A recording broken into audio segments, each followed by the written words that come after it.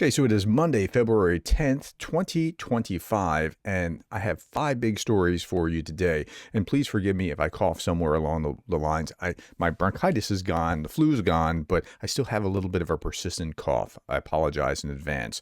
From today, Estonia, Latvia, and Lithuania are fully independent from Russia and Belarus's electricity system. I showed you the image of Lithuania going out of its way to actually cut the wires, and I think it was Estonia that was decoupling and showing the decoupling.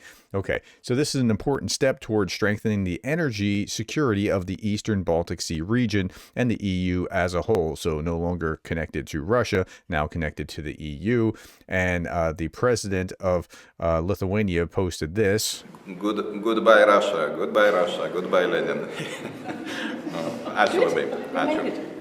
Okay, so I'm saying goodbye Russia, goodbye Lenin, and this is von der Leyen here with him, and so this is Maria Zakharova responding to Ursula von der Leyen, who called the Baltic states' transition to the European energy system, quote, freedom from threats and blackmail. That's what von der Leyen said about the disconnection. Now the Baltics are free from Russian energy and blackmail. Well, she came out and she said this. Russian Foreign Ministry spokeswoman Maria Zakharova said that the disconnection from the Baltic states from Russian energy system is a step toward, quote, destroying their independence and prosperity, unquote. Really? Okay, according to her, Latvia and Lithuania and Estonia have already, quote, freed themselves from science, education, and development by disconnecting from Russia.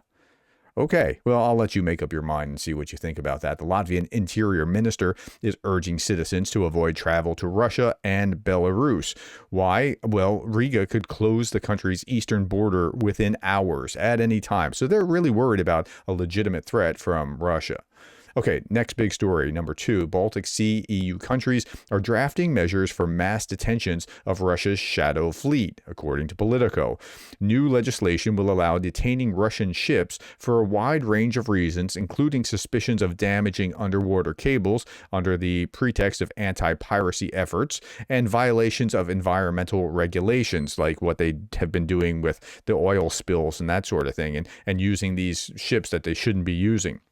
Additionally, Finland and Estonia plan to create a list of trusted insurance companies, and if a vessel is insured by a company not on this list, it could also be detained. So the Baltic state regions, not just the Baltic states, the three there, but the Baltic states, Poland, Finland, Sweden, they're now getting the memo. Like, they got to do something about this before something goes terribly, terribly wrong.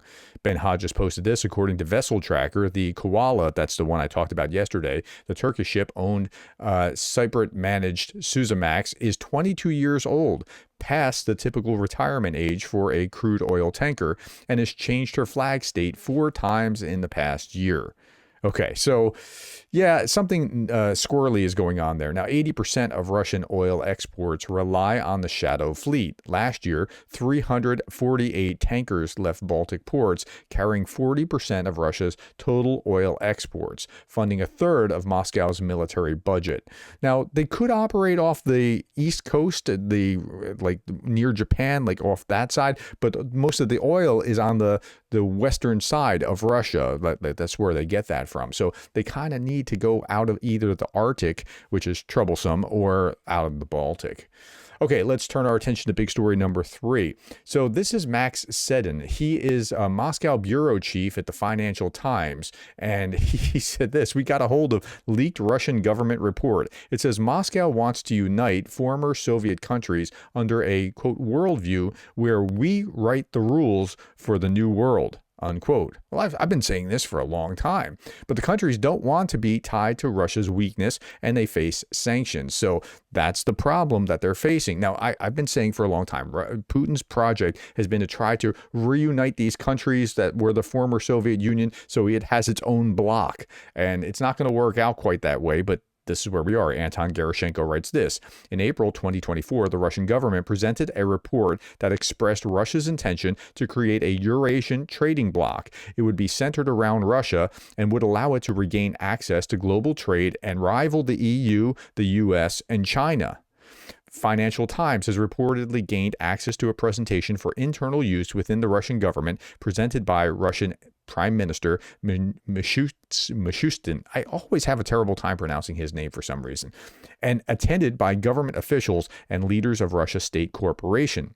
The report says that Russia sees creating the Eurasian macro-region as an important long-term project, which would outlast any talks with the West over future of Ukraine to help strengthen its place in the global arena. The new bloc would connect Russia to the global South by giving each side access to raw materials, developing financial and transport ties, and uniting them through a common worldview where we write the rules for a new world and have our own sanctions policy, the report claims. Yeah, that's it.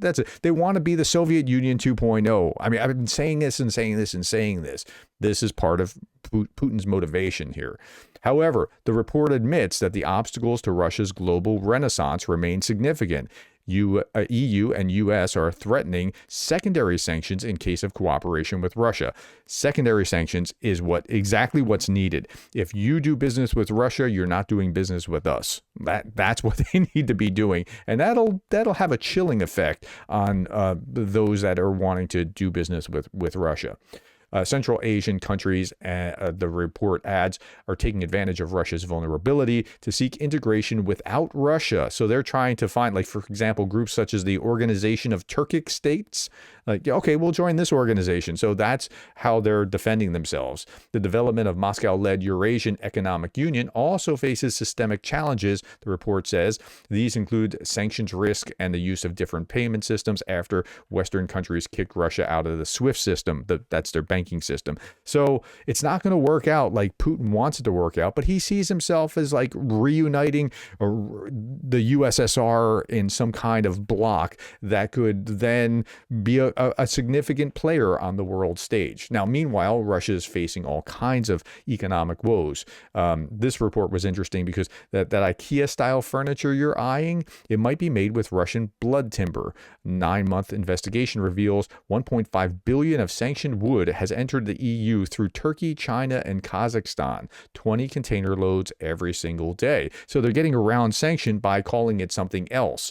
Okay, 3 routes Putin uses to dodge EU timber sanctions: Oriental Bazaar, that's Turkish rebranding, or the Silk Road, false Chinese certificates, or Kazakhstan connection, empty offices, massive shipments. They're faking that it's coming from those places when it's really coming from Russia. Now, here's some other problems that they're having with the so the big story here is that the Russian economy is not actually working, like it's seizing up.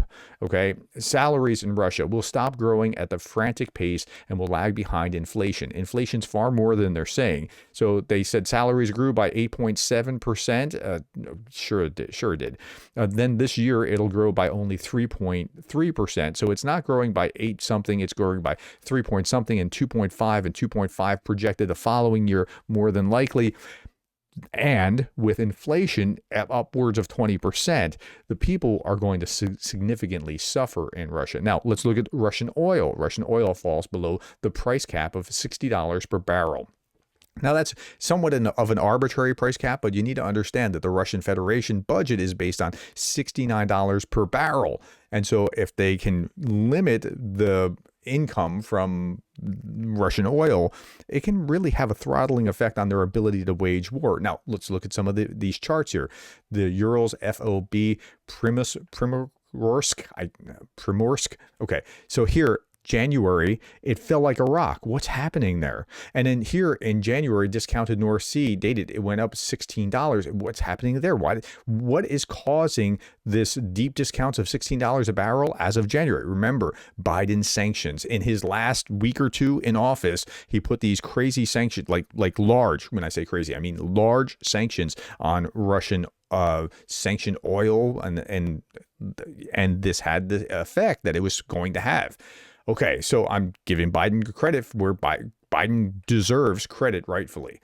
Okay, Trump confirms talks with Vladimir Putin on the situation in Ukraine. However, the U.S. president declined to specify when and how often the two leaders have spoken. Quote, I don't want to talk about that. And if I discuss something with Putin, I don't want to share the details about our dialogue. It's still too early, but I believe we're making progress. Trump also suggested that he may meet with Putin in person at a suitable time.